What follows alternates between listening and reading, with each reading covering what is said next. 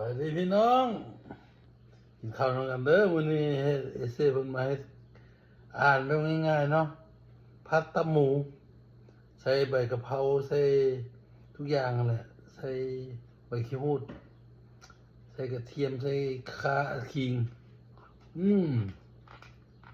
จับ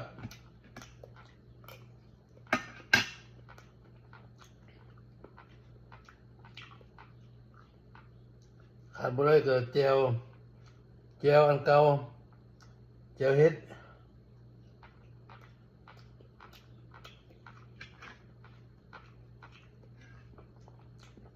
กินอาหารบ้านเรา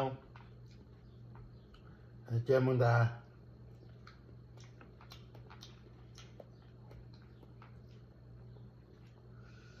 ตับหมู